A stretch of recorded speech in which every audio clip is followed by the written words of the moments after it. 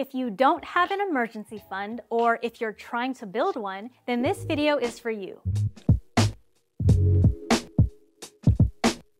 I'm going to cover everything you need to know about emergency funds, such as what is an emergency fund? Why do you need an emergency fund? When should you use your emergency fund? How much should you save in your emergency fund? Where to keep your emergency fund? Tips on how to build this fund, and something that not many people talk about, which is what do you do if you actually have to dip into your emergency fund? For those new here, my name is Lissa Prudencio. I'm an accredited financial counselor and I help women of color build wealth. We have a lot to cover, so let us dive right in. Number one, what is an emergency fund? So your emergency fund is simply a lump sum of money. It's an amount of savings that you're going to set aside for emergencies only. The idea is that you're going to save up some money, you're going to designate that as your emergency fund, and you are only going to use it for emergencies. We'll cover what qualifies as an emergency later on in the video. From a practical perspective, your emergency fund, or this pool of money, should be liquid and not merely accessible. By liquid, I mean that it's cash or can easily be converted to cash. Think withdrawing from a bank account or a similar vehicle, especially when there are no fees or penalties to do so. What I meant by accessible is some people actually don't keep an official emergency fund because they have access to funds. They know that if shit hits the fan, they can tap into their assets. For example, they can sell some stocks that they own, maybe they tap into a retirement account, or they might borrow from a home equity line of credit. For purposes of this video, just know that those are not ideal options. If anything, I would suggest reserving those options as a backup fund. I want you to create an emergency fund that is liquid and kept in a safe place, which we'll cover in this video. Now that you know what an emergency fund is, let's move on to number two. Why do you need an emergency fund? Quite simply, life is full of emergencies. Whether we like it or not, unfortunately, things happen in life that are not pleasant. Things happen that are unpredictable and they knock us off of our game. They can impact our current routines and our current plans. And typically, in order to resolve or alleviate these emergencies, it's going to require your time, your energy, and your money. Out of those three resources, money happens to be the one that we can pre-plan for, which is why having an emergency fund is truly critical for protecting our financial health as well as our mental health. Number three, when should you use your emergency fund? I hate to break it to you, but not everything is an emergency. Buying concert tickets because your favorite artist is in town, spilling your translucent setting powder that you just bought on the ground, as painful as that is not an emergency. But even your car maintenance, your annual insurance policies, your home improvement projects, those aren't really emergencies. Some people use their emergency fund for irregular expenses, and those are often confused with emergencies. A general rule of thumb is that an emergency is something that is unplanned and unpredictable, and it affects your money. You should only use your emergency fund on essential expenses that arise from those emergencies. Let's dig in a little deeper.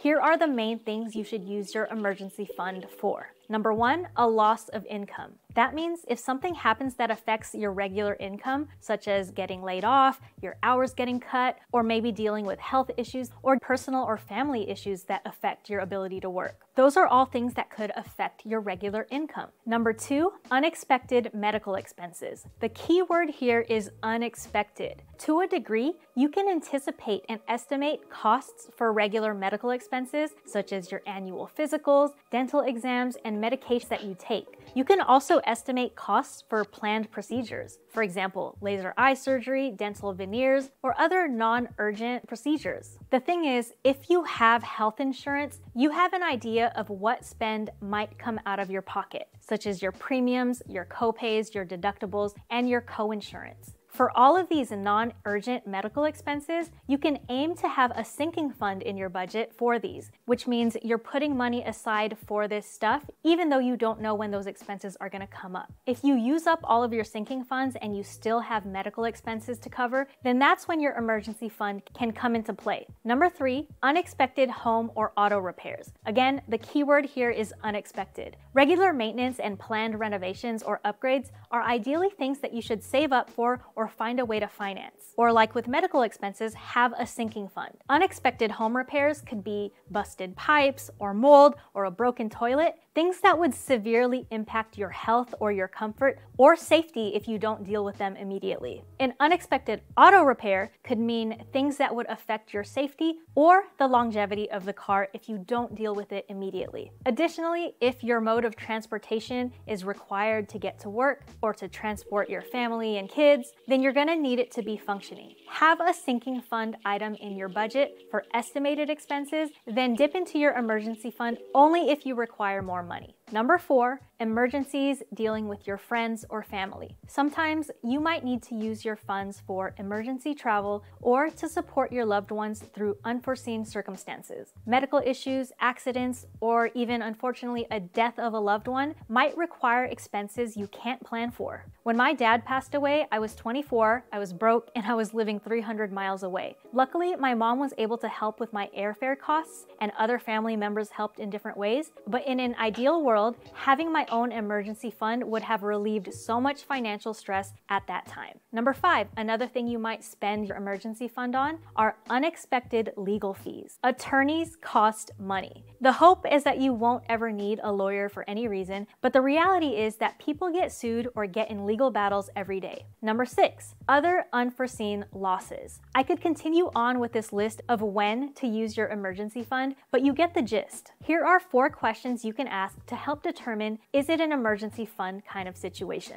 Number 1, is it necessary? Number 2, is it urgent? Number 3, is it unexpected? And number 4, is it unpredictable? All right, that was a lot of lists within lists within lists, so let's get back to the main list. Number 4, how much should you save in your emergency fund? There are different schools of thought on this, so I'm going to cover the basic rules of thumb and what I recommend. The basic rules of thumb are this: 3 to 6 months worth of expenses if you have a consistent or stable income, versus up to 12 months if you have a less stable income, such as for freelancers, contractors, etc. 3 to 6 months if you work in a stable industry, up to 12 months if you work in a volatile industry that has frequent layoffs. 3 to 6 months if you have less financial responsibilities, such as not really having dependents or children or pets. Up to 12 months of an emergency fund if you have more financial responsibilities. A lower emergency fund, 3 to 6 months, if you have a higher risk tolerance, or up to 12 months of an emergency fund if you have a lower risk tolerance and you just simply need more cushion for peace of mind. 3 to 6 months worth of expenses if you have no major medical expenses, and maybe up to 12 months of a fund if you have ongoing healthcare needs. Altogether, the idea is that if you have a loss of income or you can't work, you're gonna have time to get your life back on track. So hopefully, 3 to 12 months worth of living expenses allows you to find a new job, recover from any health issues, deal with any family issues, relocate if necessary, and other things that are going to help you start the next chapter of your life. Now, what qualifies as living expenses? This is going to be up to your discretion. On the lower end, you should consider all of the necessary expenses in your budget. Essential items like your rent or mortgage, utilities, money for food, debt payments, and anything that would be difficult to just stop paying for. On the higher end, you can calculate your entire monthly budget, including your wants and discretionary spend. Whichever you choose will determine whether or not you'll have to adjust your lifestyle and expenses if you ever have a loss of income. What I recommend is, first and foremost, just starting. If you do not have any funds at all that you can assign to your emergency fund, start with the goal of $1,500. This should be enough to cover you for a wide range of smaller emergencies. Then you're going to work your way up to however many months of expenses you feel is right for you. The key is, after you build up your fund and you have that cushion in place, you can now do other things with your money towards building wealth and acquiring assets. To build wealth, your goal is not to save an infinite amount of money. There's a cap to how much you should save before you start investing. All right, moving on to number 5. Where should you keep your emergency fund? Earlier, I referred to the importance of keeping your funds liquid. The most popular place, and my favorite place to keep an emergency fund, is a high-yield savings account at an FDIC-insured bank. The FDIC insurance component applies to people based in the United States, but you can check for something similar if you're from outside of the US. A high-yield savings account is a savings account that offers higher interest rates compared to traditional savings accounts.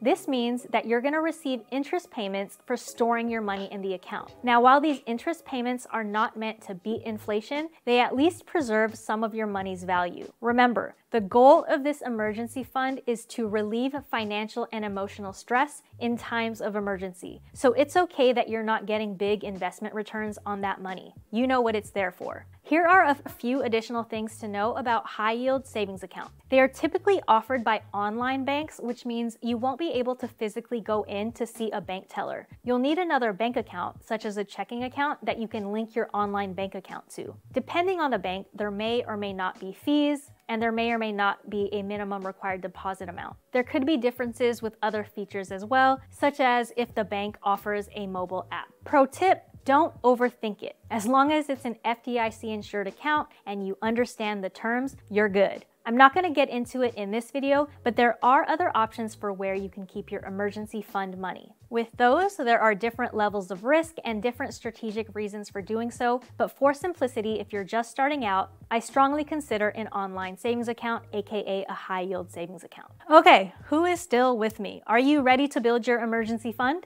If so, let's move on to number 6, tips on how to build your emergency fund. By the way, if this video is helping you, please don't forget to subscribe and hit the like button. It's gonna help me reach more people so that we can all level up. All right, here are some of my favorite tips on building your emergency fund. Number 1, like I said earlier, start with a flat amount or goal. Start with $1,500 as a goal, or if you'd like, aim for 1 month's worth of expenses. Once you've achieved this first milestone and seen how easy it is to save for this fund, because you now understand what it is, you're gonna be motivated to keep on going. Tip number 2, assess your cash flow. This means you should review how much money comes in versus goes out on a monthly basis. Knowing your cash flow is going to give you information on how much money per month you can actually put towards your emergency fund. You're going to speed up the process of building your emergency fund if you do it this way. Tip number 3, pay yourself first. So after you've looked at your cash flow and you've determined how much money you can contribute to the emergency fund per paycheck, this means transfer that amount directly into your emergency fund account whenever you get paid. If you can set up a direct deposit through your job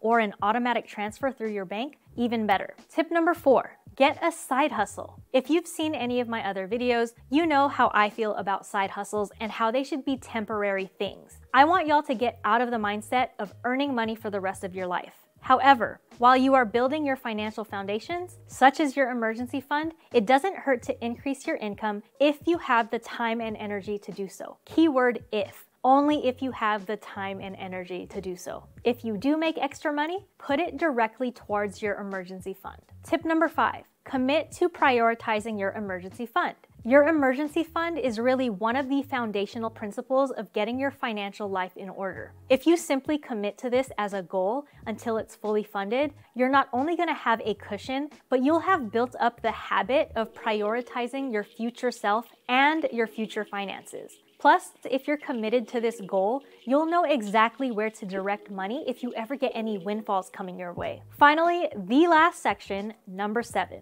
what to do if you dip into your emergency fund. I hope you're never gonna have to use your emergency fund, but unfortunately, emergencies do happen. I'm living proof. I got laid off last year and I just about drained my entire emergency fund recently. I never thought I would be this happy and chill about losing my multiple 6-figure income, but it's the reality. I'm not too stressed about money because I have a plan and a backup plan and a backup plan for my backup plan. Here's what you should do if you dip into your emergency fund. First, don't feel bad about using it. That is what it's there for. You've built this fund once, you'll be able to build it again. Number 2, depending on what you had to spend on, you might be going through things that are emotionally or mentally taxing. Deal with your situation first before you worry about refunding your emergency fund. Number 3, review your cash flow to find out how much room you have in your budget to contribute your emergency fund. Do that when you're ready. Number 4, build your emergency fund back up using the tips I described in section number 6. For example, pay yourself first. Now, if you somehow get through your entire emergency fund and you have no other places to pull money from, you're gonna have to pause on rebuilding your emergency fund, at least for the time being. At the end of the day, you have to take care of you first, but let it motivate you to get that next job or to build that next source of income as soon as possible. Shout out for all of you who stuck through this entire video. I put a lot of effort into this one, so I hope it was useful to you. Again, my name is Lissa Prudencio and I help women of color build wealth. Subscribe if you haven't already, and until next time, peace out.